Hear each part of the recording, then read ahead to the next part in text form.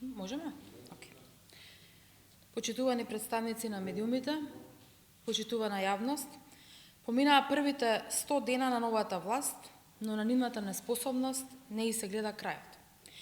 Напротив, секој ден сме сведоци на скандали, потреси и лаги.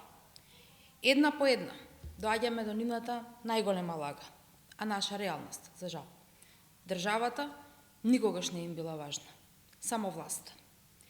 Именувањето на директор на Агенцијата за национална безбедност под сомнителни околности и со сомнителен сертификат за познавање на англиски јазик е најголемиот срам, но и понижување на државата и на професионалците, кои животот и работниот век го посветија во безбедносно-разузнавачката заедница.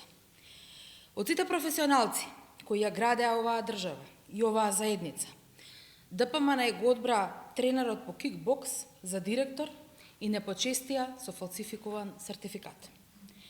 Агенцијата за национална безбедност денес не е истата онаа од времето на Горан Груевски и Сашо Мијалков. Денес оваа агенција има углед во НАТО безбедносно-разузнавачката заедница и е вклучена во активности и проекти од стратешки интерес за државата, но и НАТО приоритетите. Но очигледно дека ВМРО ДПМН дава се од себе овој углед да го уништи и да го врати како во времето на фамилијата. И токму затоа имаме прашања кои се од значење за интересот на државата и кои во интерес на јавноста сакаме јавно да ги поставиме и да добиеме одговори. Едно од тие прашања е добиено од свиркачи, вработени во безбедносно-разузнавачката заедница и е следно. Каде бил Бојан Христовски на денот на полагањето?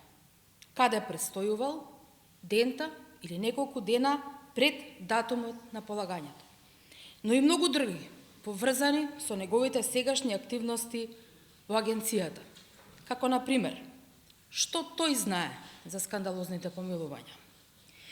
Бидејќи ова се прашања од јавен интерес, јавноста, граѓаните и тие 500.000 што гласаа за ДПМН и Силјановска на последните избори, но и сите граѓани на Република Северна Македонија имаат право да ја знаат вистината.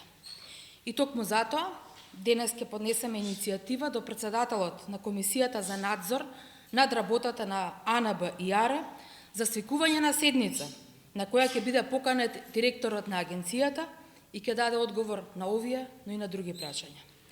Бараме оваа седница да биде отворена за јавност, за да може јавноста да биде сведок на поставените прашања, но и на дадените одговори. Од таа седница јавноста ќе може да се увери дека после оставката на членовите на Комисијата за помилување, кои беа наместени од структури на ДПМН, треба да следи уште една оставка. Овој пат во интерес на државата, а не на партијата. Ви благодарам.